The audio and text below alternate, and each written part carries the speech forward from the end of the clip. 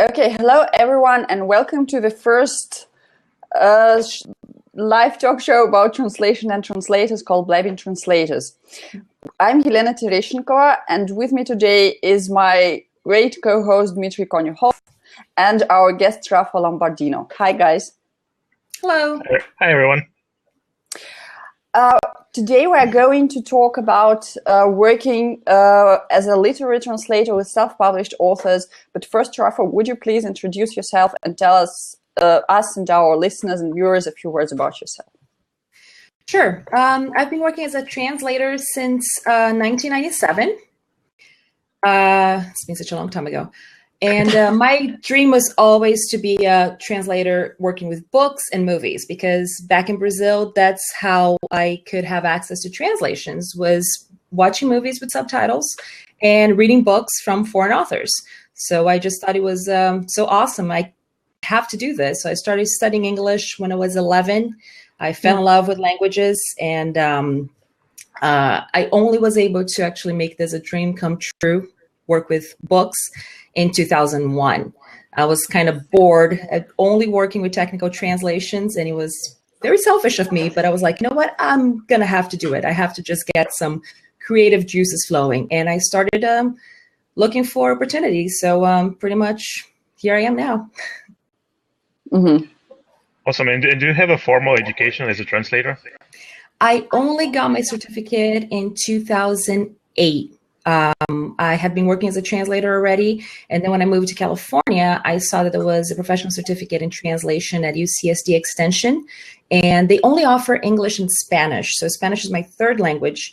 And I had to listen to Spanish news 24/7 so I could actually go there and actually try to talk in Spanish, because I'm not as fluent as I am in English. So I do a good job understanding everything, but if I have to reply in Spanish, I probably sound like a 5-year-old. So it was pretty tough for me to do that class, and the teachers are very patient with me, but I got a certificate, and then I started teaching actually the more practical side of things there at UCSD Extension, and I talk about tools and technology and translation and Swordfish, the cat tool that I use. So that's my formal education after some years of practical experience in the field. Mm-hmm. But you said you started out as a technical translator. Yes. How did you? I can understand that since you have always dreamed about translating books, that you wanted to do it. But how did you start looking for this kind of work? Well, I started kind of, like we say in Brazil, we just fell down from the sky and just fell on it, because I was working as an English instructor, and people would show up at the English school and say, can you translate this for me? Can you translate that? So a lot of personal documents and love letters sometimes, and nobody else wanted, no other teachers wanted it. And I'm like, okay, I'll give it a try. And I started just working formally like that. And then some people needed some paragraphs because they were doing their master's degree and they only could find books in English. So I would translate that to them, and just a little bit here and there. And then in college, I had a great teacher and my mentor. He's actually American, has been in Brazil forever. And him and his wife had a translation agency. And during one of our classes, which he taught was instrumental English for journalism, I went to journalism school. Mm-hmm. He saw that I was actually translating something that wasn't word per word, that I was rewriting the news stories that he would bring to class in Portuguese. And he hired me, and I started working with him and his wife. And he kind of showed me that that was something that I could actually do for a living, that it wasn't something on the side, something taking the back seat to teaching English or to working as a journalist and just doing translation on the side. And since then, that's what I've been doing. So I have a technical degree in computers. So IT was mostly what I was doing back then, besides the love letters too. And do you still work as a technical translator, or you focus on books only? Well, I am not 100% just books. That would be awesome, but I think that I've got a balance right now. I've heard of people that recently made the change from medical translations into book translations only, and that's awesome. But I'm okay with now this kind of balance, that I just work in technical translations during the morning and the afternoon, and then I sit down for a couple of hours at night and translate books and kind of go to bed thinking about them and dreaming about the stories I'm translating. So I think that I'm in a good place right now with that. So, and you translate mostly fiction? Yes, I've translated some nonfiction, especially there's one small publisher in Brazil that talks about culture and arts. So a lot of books that talk about major events in the 60s in the art movement in Brazil. That's when we started with the dictatorship back in Brazil in '64. So there was a lot of counterculture movements going on, and they have some nice books about that. So I translated some of nonfiction in that area. Mm-hmm. Yeah. And what was the very first book you translated, like the serious work? Okay. Like I said, I was being very selfish. I wanted to just go and try to find a book project for me to work on. I would pass a bunch of tasks with big publishers in Brazil, but then what they were going to pay for someone that didn't have experience was just so little that I was like, you know what? I'll just translate for fun then. Mm-hmm. If it is, for me to just make that little, I'll just do it on my own. And I don't know if some of my friends are logged in, but people who know me know that I love zombies. So my first book was a zombie book. I was trying to learn more about self-publishing and this kind of different niche that you have, people just putting out their books there for readers directly without a publisher. And I found this one book that it was about zombies, but was more like philosophical, that the zombie actually could think and know that he was dead, but he was back to life. And I just thought it was just so interesting. And it was a very short book. And I was like, you know what, I'll just talk to the author and see if I can translate that in Portuguese. And he's like, yeah, go ahead. It's all yours. Just let me know how it's doing. And I'm like, don't you want to negotiate some kind of royalties for when we publish it in Brazil? And I was like, no, you can keep the money. No problem. Like, okay, so let's do it. So it was about 18,000 words. And that was a great exercise to just learn more about myself as a translator and get into that area of talking to self-published authors directly. Mm-hmm. So that was my first book, zombie book. That sounds like a lot of fun. And so was it a success then from the commercial point of view? Oh, no. Unfortunately, yeah, you cannot expect to be, a Harry Potter or a Stephen King book. Yeah. I've got some comments forwarded to the author of people that loved it, and some people that were expecting more blood, not something more philosophical. Since then, I translated another zombie book that had a lot of blood involved, so that was good. But self-published books, they have this little niche that people just go for it and just read for fun. And you don't get the same numbers as a big publisher would get publishing a book. So it's something that you have to keep in mind when working as a translator with self-published authors. You kind of have to help with the marketing and spread the word around. And one thing that I have, a kind of a project that I have, I don't know when I'm going to be able to start it, is to read a couple of paragraphs of the translation, have the author read a couple of paragraphs from the original, and try to spread the word like that. So we can get, hundreds of readers instead of tens of readers. But unfortunately, you cannot go into that thinking, I'm going to translate the next Harry Potter and make millions, because it's a humbling experience. Well, I think what about crowdsourcing and crowdfunding? Crowdfunding, yeah. Crowdfunding, I'm actually trying to do that myself right now, to translate my own book into Portuguese that I would translate myself, but to publish in Brazil, I want it to be more accessible price to people down in Brazil, because right now, if they try to buy the English copy of Tools and Technology and Translation, it is like $70. And I'm like, no, that's too much. I don't want people to pay that much. So I'm trying to crowdfund, and it's an uphill battle, because it's spreading the word and getting enough people around it. And I don't know, we have like 9 or 10 days left. I don't know if the campaign is going to survive, but at least I got the book out there and see if there's a publisher involved. But crowdfunding is a very good option if you have a huge fan base. So some authors definitely do it.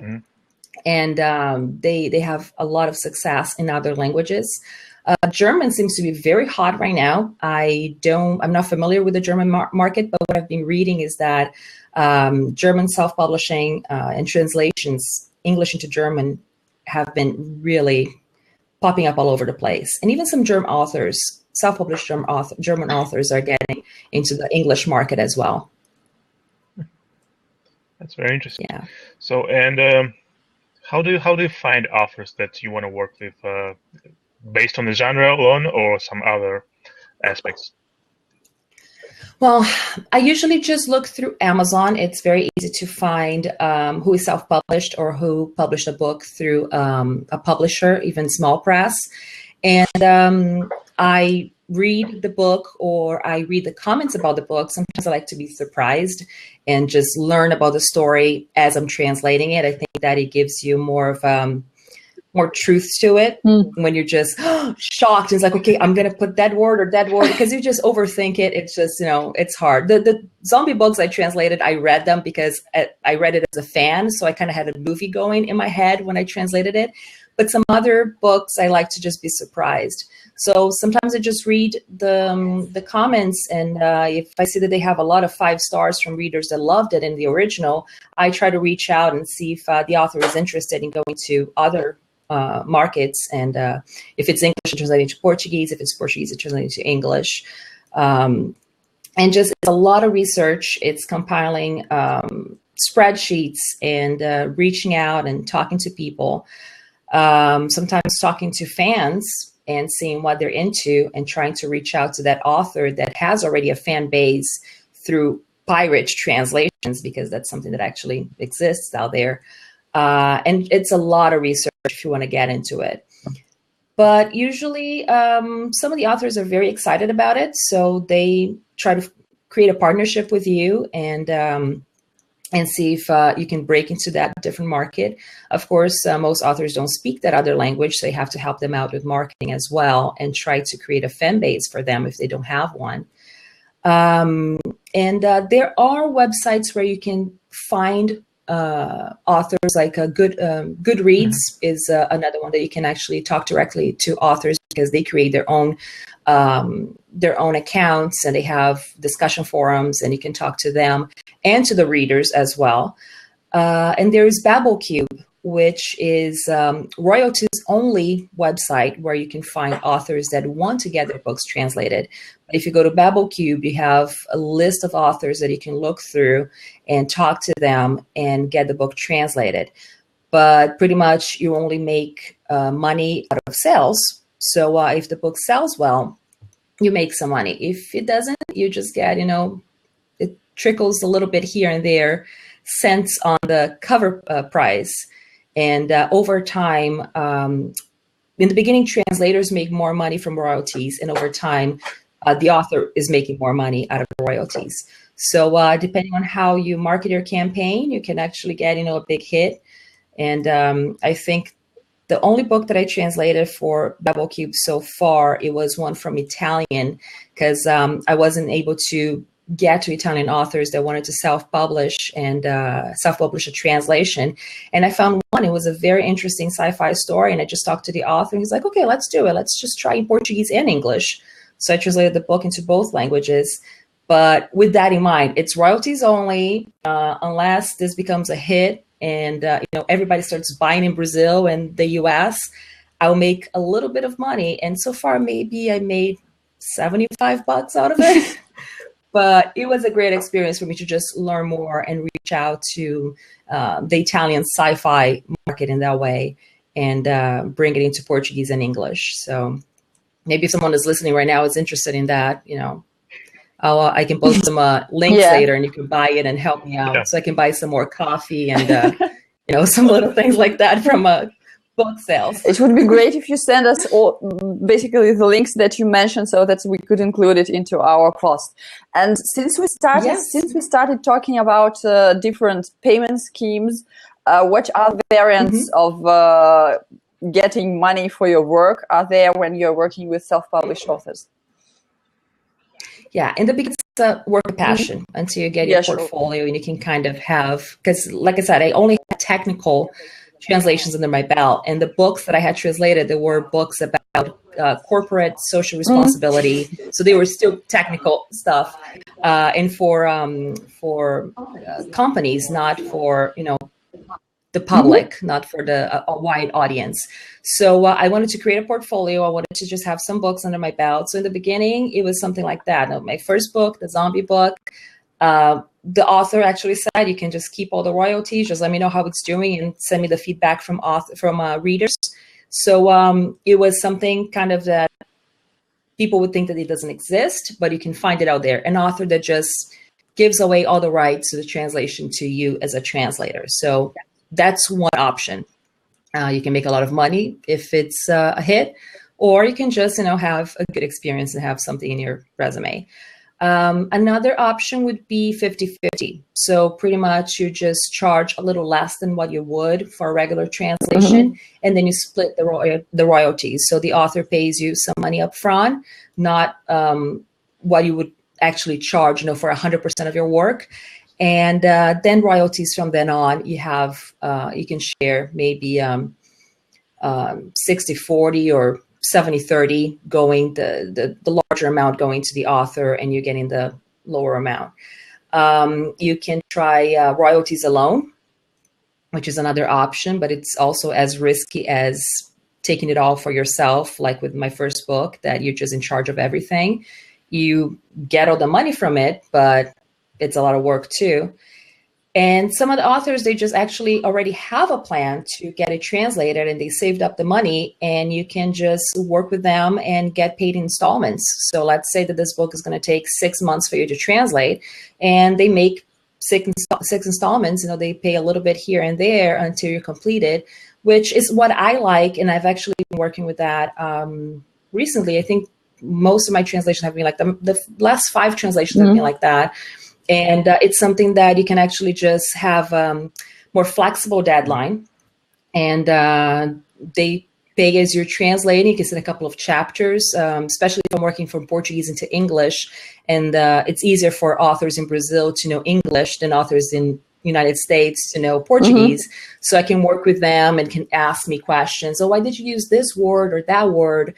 And then there's a good brainstorming session and explaining your choices as a translator in that way. It's a very good exercise too. And you just work a little more slowly, like I do, 2 hours a night or something. And it goes for 5-6 months at a time. And then once all payments are done and you're done with the translation, you can just review everything and have this brainstorming session with the author. And that's what I've been doing lately. The last 5 projects that I can remember were like that. And I love it that way. And do you ever work with an editor? I worked with an editor a couple of times. One of them was actually a dear friend of mine. She's an avid reader. She's a U.S. English native speaker. And she was working in my company as a project manager. So when things were kind of slow on the project managing front, I would just send her chapters and she would proofread it for me. And she has a certificate in copy editing as well. So that helped me a lot. Because she's not working with me anymore, I sometimes just go past some of my friends that are also translators and hire them for that when, of course, the budget allows. Sometimes you just cannot do it and you just have to trust your gut and, go with it. Because it is not such a big operation as the traditional one when you're working with a publisher. Of course, there are risks involved, and sometimes, I'll just have to review it after it goes into print, into virtual print, because not an author, but a reader found a typo, and then you have to go back and correct it.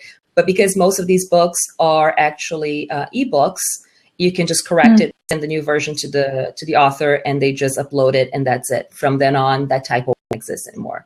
So there's some risks involved when the budget is very tight and you can't hire someone else to review your work.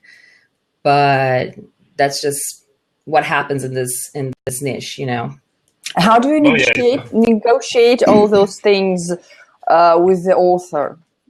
Is there any? Do you discuss it that this kind of budget won't let you have an editor, so there might be some things like that, like you would have to correct a typo here or something like that?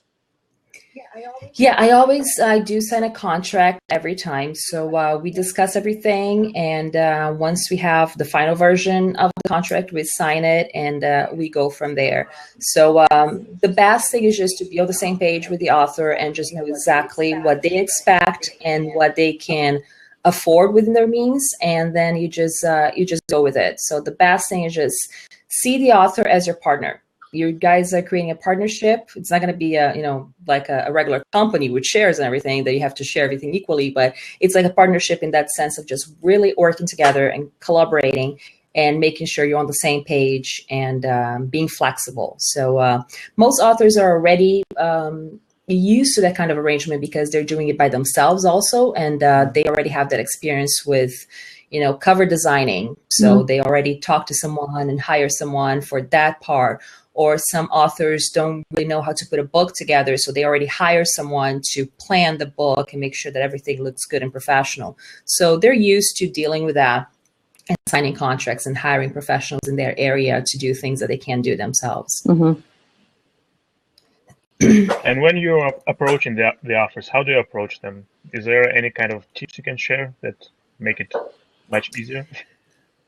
Well, my approach, even with regular clients, is just to send out cover letters, maybe 20 cover letters a day. So you won't get as frustrated and antsy, because if you send just one cover letter a day and you get a no, you were expecting that, waiting for so long, and then it's a no and you get so frustrated. So if you send 20 and you get one reply, a positive reply, it's like, oh, great. So you just invest a little time in that, and you just contact them. Do a lot of research, like I said, just try to find the right authors that will be a good fit for you, and try not to take it personally. Sometimes, some people are going to be rude, so you can really expect people to be nice all the time. I had this one author that I tried to contact because it was a very strong female-driven character and book, and I really liked the story. I read the sample that was online, and I contacted her and I asked her if she was interested.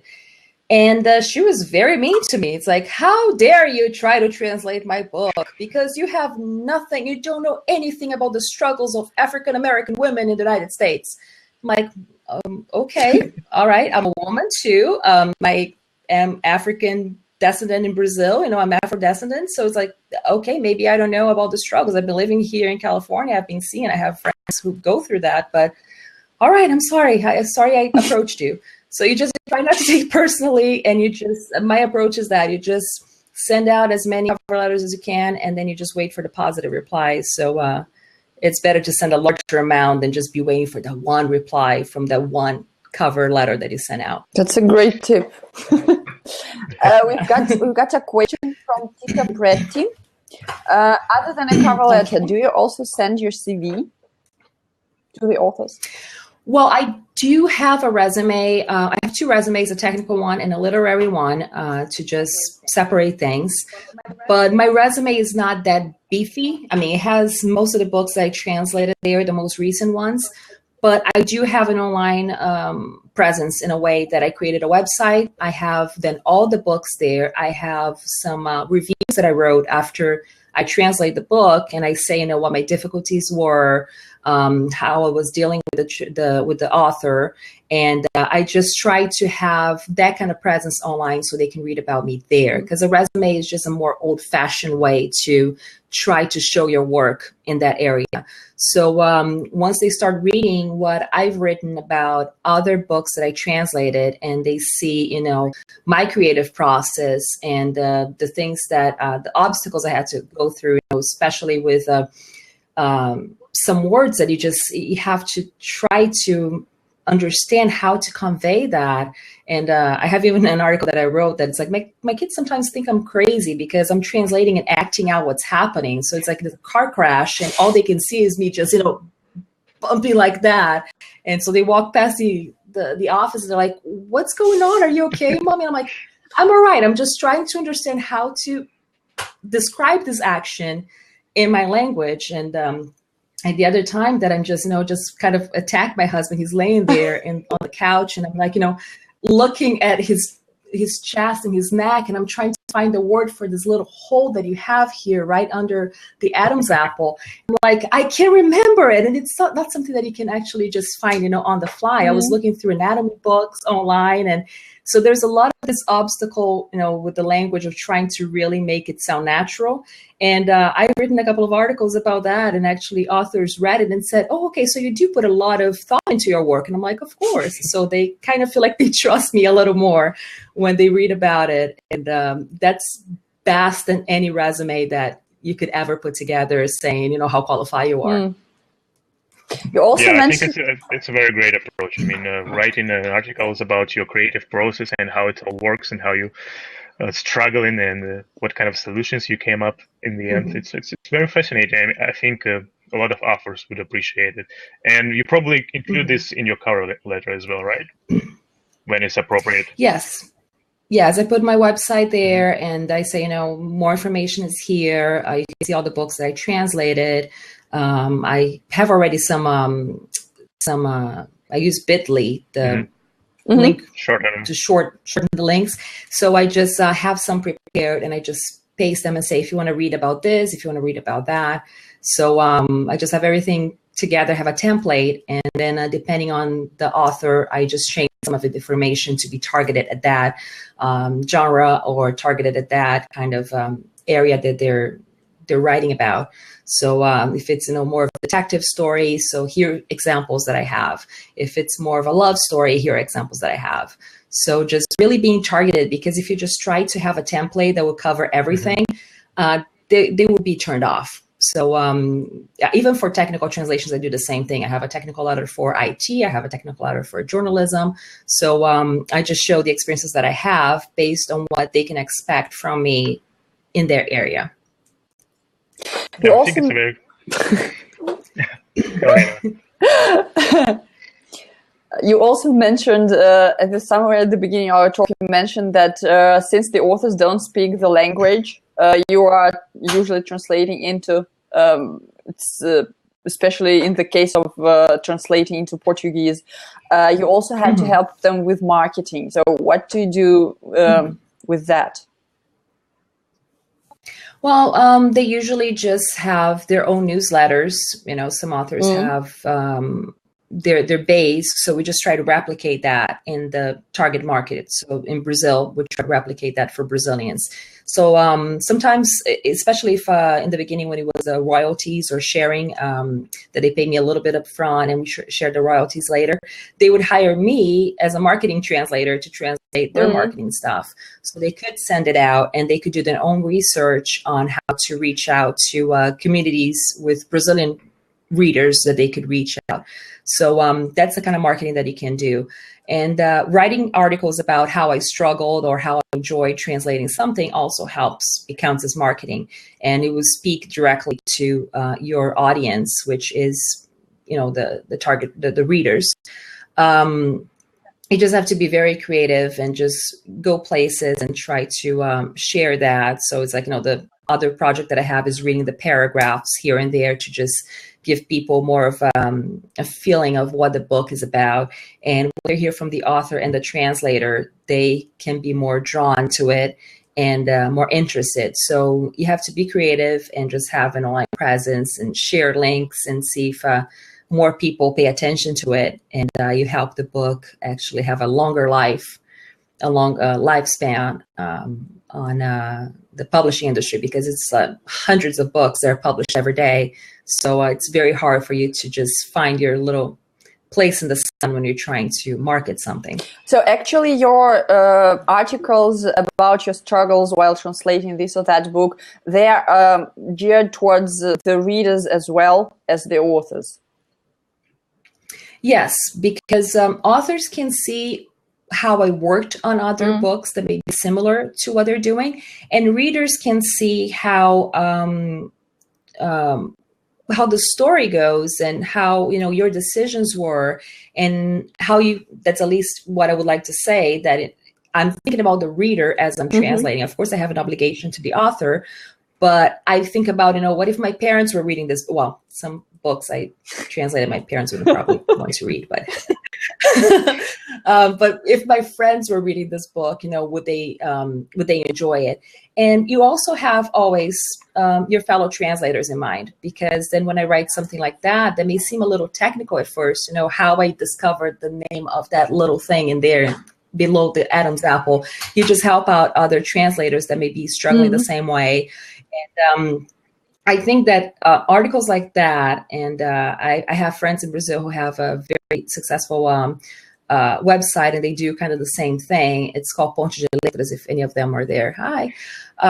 They try to demystify this thing of the book translators, that, we think that it's this person sitting at a cafe and just enjoying it with their laptop and translating a book and having fun. And it's a lot of struggle too, because you're trying to make it true to the reader, and you're just, for days thinking about that word, and you just go make lunch and you go take a shower, you're working out and you're still thinking about it. So it's nice to demystify the kind of obsession that you go through when you're translating a book, that it's not just, sitting at a cafe and just being glamorous. I'm a book translator. That's not about it. It's a lot of hard work too.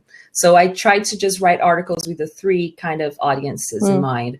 The authors who will be reading it, that, I put a lot of work into it, and how I'll treat the book with the same respect and the same professionalism. And the readers who will know more about the story and how the story was rewritten in their language. And the translators who are in the same boat, that work with books like me, or that one day would like to work with books. So they know that it's not all, nice and easy, that it's a lot of struggling back and forth to find the right word and captivate readers too.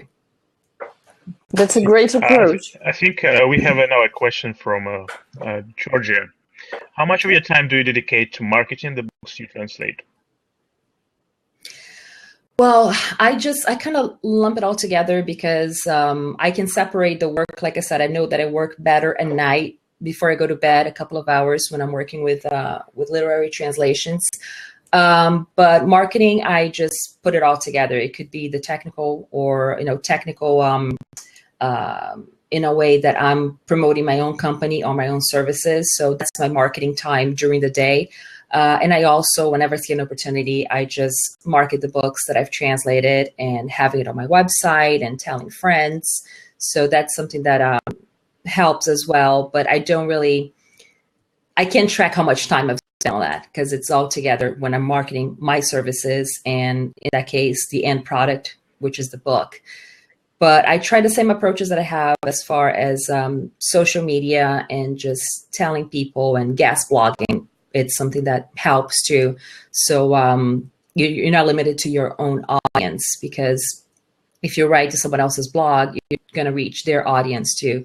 So I can't track exactly how much time I spend, but I just, during the day, between one project and the other, I just have a project management section on my calendar that I'm like, okay, so from 3 to 4, I'm going to work on project management and see how many cover letters I can send out to technical clients, to authors, and I'll just plug in this book that I just translated and put a link out here or out there.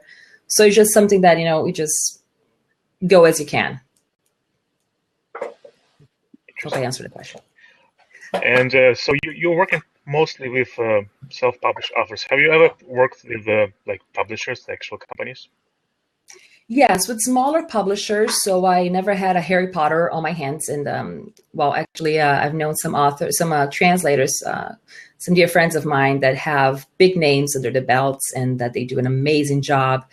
But they have been working with this for a while. So I was kind of a newbie when I started it, so I couldn't get my hands on big publishers like that and get big names that were being published in Brazil.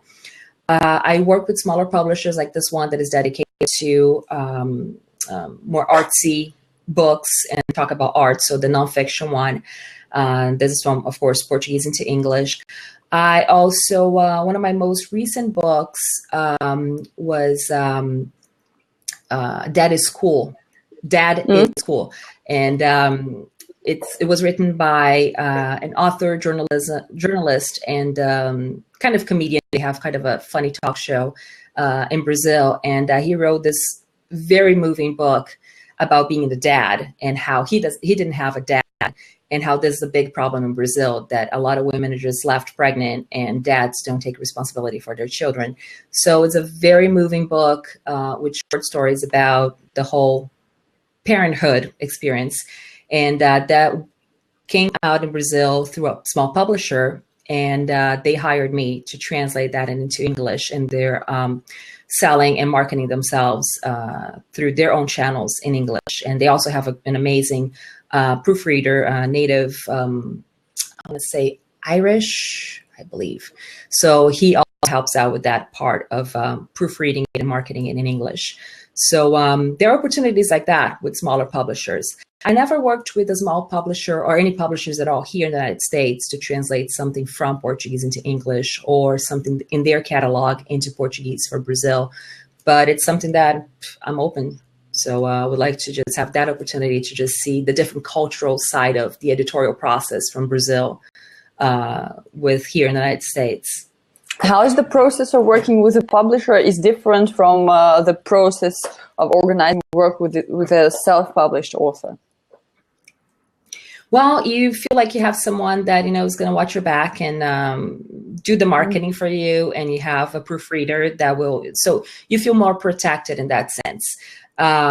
It's a great experience that you just don't feel like you're alone, and you're not as afraid of making mistakes and, having that typo go through to the final version. So the work is more, the psychological, emotional part is easier when working with a publisher, because you know that you just do your job and you're done. As in working with self-publishers, with self-published authors, you have to be more careful, and you have to just reread your work 10,000 times. And you have to just wear more hats. You have to be the translator, the marketer. In the case of the very first book that I translated, the zombie book, I also redid the cover. So pretty much you just wear so many hats when you're working with self-publishing that you have to focus on everything at the same time, and it takes longer. When you're working with a publisher, they have your back, so you don't have to worry about all the other details in the editorial process. So that's definitely easier. But what about royalties? Oh, sorry. What about royalties and getting credit for your work? Well, with publishers, we never discussed that. It was just payment up front, and that was it. So I just treat them as a regular technical client. And of course, the credit always goes into their website, the technical information about the book, and also on the first page of the book. So that's just something that is standard as far as I know. Now, on the other hand, some of them have included my short biography and picture at the end of the book, just like they do with the author, which is awesome because it already, shows your work that you're at the same level as the author. And on the other side, because I also have experience editing and publishing books, what I do is also really focus on the translators that help bring these books to life. Because I also, when I started the whole selfish journey into getting into literary translations, my first approach wasn't even talking to self-published authors, was getting to short story authors, because I was mostly thinking about, I have so little time left in my professional day that if I translate short stories, it would be a little faster. Sometimes it is, but sometimes it's not, because like I said, you spend days thinking about that one word that you're going to use to make sure that it's translated correctly. So I started kind of, through the back door in a way, because I started publishing those translations for short stories before I got my first book translated. And the project that I manage is called Contemporary Brazilian Short Stories. So it's BrazilianShortStories.com. And I did that same approach that I talked about, just firing out a bunch of letters to short story writers from Brazil, amateurs and, big names, and getting a lot of no's, but getting a lot of yeses They were really interested in having their book translated, their short story translated into English. So I started that way, just collecting a bunch of short stories. And once we had 24 short stories, I was like, you know what, I'll just put a book together. And back then I was working with a project manager / copy editor, my friend, that she proofread the whole book. And we just put it together, and I made sure that I added a biography and picture of the translators, which at the time there were only 3, and myself included. But now it's just awesome how the project just grew so much that we have so many translators that sometimes I spend, I don't know, 6 months without publishing my own translation for a short book, because there's a lot of people in the line waiting for their short story that they translated to be published. So I have a dedicated page on the website to each translator with links to the short stories that they translated. So I just try to really have a focus on the translator when I'm working as the editor, putting a book together. You had a question, I remember. It was, yes, it was actually about something we talked before, about the differences of working with publishers and self-published authors. Is there anything in work with self-published authors that you like so much that you would still leave a place for such kind of work in your schedule? So if you had a choice, is there some advantage that are so big, something that you learn in the process, a thing like that? Mm-hmm. Yes, it's just the direct communication, because the brainstorming that you have, and when you're asking questions directly to the source, it's just so much better. It's good when you're working with technical translations and you have access to the engineer that put the manual together. And it's also great when working with the author who created those characters and thought about that amazing story. And the funny thing is that sometimes they're like, I have no idea why I wrote that. I have no idea why I chose that word. I'm like, come on, I'm just struggling here so much to try to understand what was going in your mind when you wrote those lines. It's like, just come on, help me out. So this kind of communication is just what I really enjoy. And the fact that they're very patient, they're not going to be breathing down your neck like technical clients will be saying, no, I have to publish this by such and such date, and we have a deadline. We can work be more flexible working with self-published authors, because they understand that they took a long time writing that book, and they understand that the translations are going to be done overnight. So I think they show more appreciation as far as collaborating with you. Some other times it's frustrating, because especially when they think that they know the language, or when they just get your translation and put into a Google Translator and do a back translator to see if you did it correctly. So when you have a suspicious author like that, it's frustrating, because you kind of have to, say, hey, I have your best interest in mind. I'm not being lazy about it. There's a reason why I changed something. It's because I wanted to sound natural in the target language and for the target audience. So sometimes there's a frustrating back and forth like that. Like this one author that he had a good grasp of English, but not to the point of some idiomatic expressions. So one part that I said that the character was walking around the house and looking at souvenirs from his trips. The author got very upset, because it's like, he didn't understand what I was saying. He's not walking around the house. He's walking inside the house. And in his mind, around the house was around the perimeter. Yeah, it's like, he would just went outside and he's walking around the house around the perimeter. And I'm like, no, that's just an expression used in English. Walking around the house, you're going through the rooms, you're going through your house. So don't worry, I'm not telling anybody that your character is outside the house. That character is inside the house. So it gets a little frustrating, but it's still entertaining, when you have to debate stuff like that. But I mean, that's one thing that I enjoy, just the communication, working directly with the source, even if they have no idea why they wrote that in the first place. We've got a question from Tita Preti. do you always sign a contract with the authors? Have you ever faced any difficulty with authors that gave up having their books translated?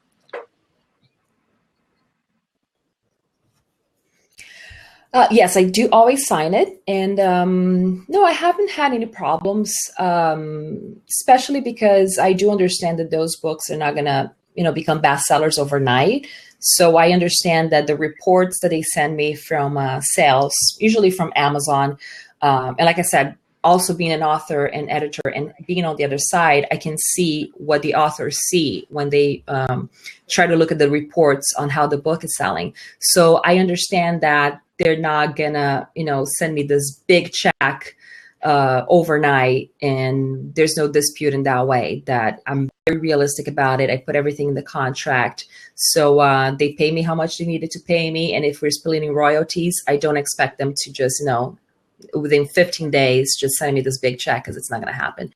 So I think I've avoided many problems because I'm realistic about the process. But yeah, so far I haven't had any problems. Even if something happened that the author reviewed a chapter and sent the new version to me, they understand that it had to be postponed because it needed some extra time to work on that. A few weeks ago, a friend of mine passed away, so I had to just rush to Brazil. And I told the author that I was working with at the time, hey, I know that I was going to finish the book by the end of this week, but you know what, this happened and you're going to have to give me some time. And he was very understanding. He said, you know what, I would rather just you take a break and you come back when you're ready, when you have, your mind is clear and you can go back, then you're just trying to rush it and not doing, as good of a job as you would do.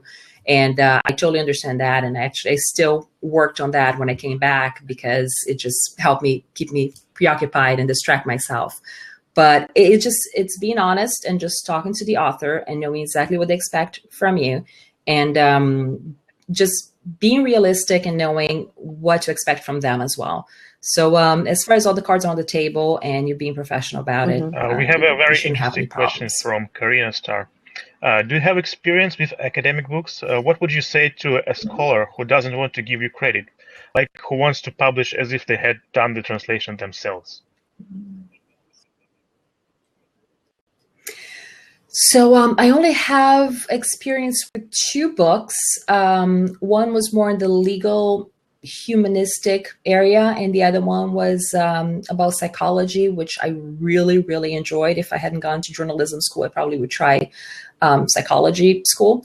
But they were both through a publisher. So I did have contact with one of the authors. The other one was very busy, so I just worked through the publisher with him.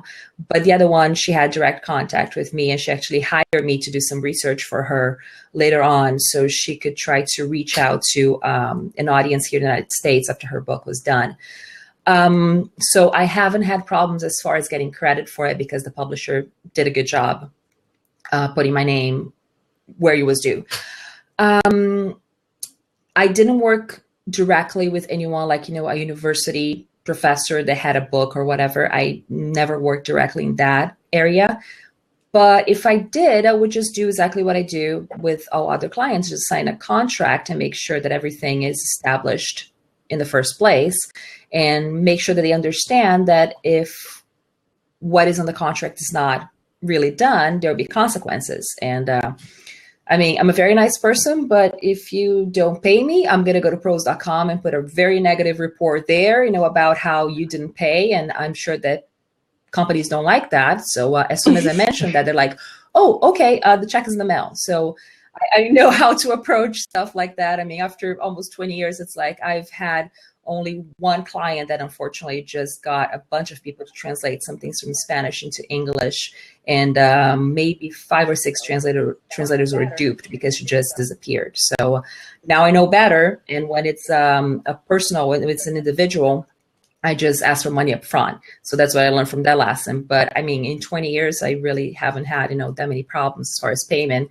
If an agency is taking too long, I go to pros.com, I go to payment practices, I go online, and I tell people, hey, be careful with this company if, you work with them, because they're not good payers. So usually just mentioning that will get them, to get around and just do what they're supposed to do. So I think I would just have the same approach with the academic environment. You know, hey, do you want me to go to the principal, the dean, and say that you're not paying your translator, or that you just, you know, they take intellectual property and plagiarism very seriously in the academic field. So I don't think that they would really risk their reputation. Another like question that. from Karina. She's asking, have you ever done a translation like a ghostwriter for a self-published author? No, it's an interesting approach, but no, I never did any ghostwriting or ghost translating in that matter.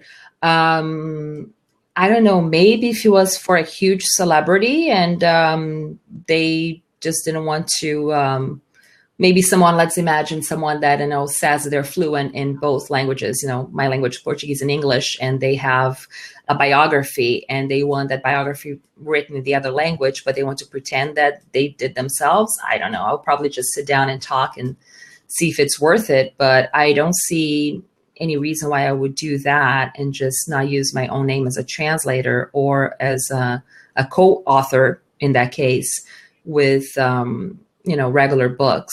Maybe if it was a celebrity, I don't know. Sometimes it's pretty hard to find if someone wrote the books with them. Like I just read one, Keith Richards' Life, and Steven Tyler's Does the Noise in My Head Bother You, or something like that. And I'm like, okay, how much, as an author and as a translator, I'm thinking, how much of that did they write themselves? Or were they just, you know, talking in front of a camera and someone else wrote it? I mean, I don't know if they would be in that much of a good shape to put so many words together and make it, you know, grammatically correct. Coherent, yes, but grammatically correct. So you know that there's someone behind it. So I never bothered to actually look for who was behind them in that way, but maybe I would consider it. Yes, I've never had that experience, but I'd like to hear from someone that had. Have you ever met the authors in real life, the one you worked with?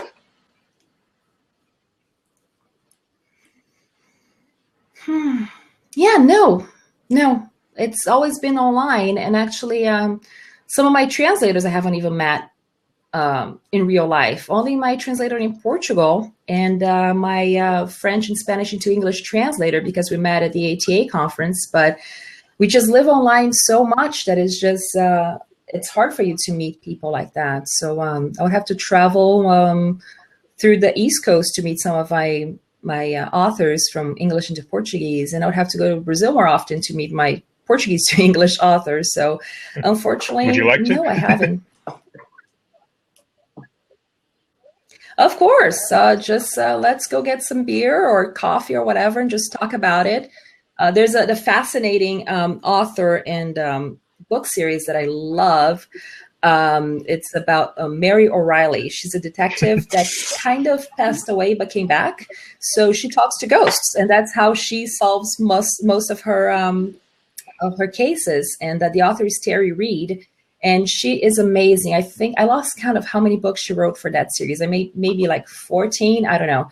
And I love translating the first one. And I would love to sit down or just visit her in her little kind of farmland and talk to her about Mary O'Reilly, because that character is really, we're really nearing interesting. the 1 hour mark, so probably the last question for today is, what advice would you give to translators who would like to get into literary translation and probably start off with working with self-published authors? Okay. Well, first try to study your market. Just taking tasks with publishers and trying to see if you pass and you can get a book translation assigned to you is frustrating. I'm not saying that you shouldn't do that. Completely, just do that, but just try to do a lot of research before you go into it, either working with publishers or self-published authors, because that will minimize your frustration. We already have so much frustration in our lives, try to minimize it. So try to talk to publishers and self-published authors that actually have something in common with you.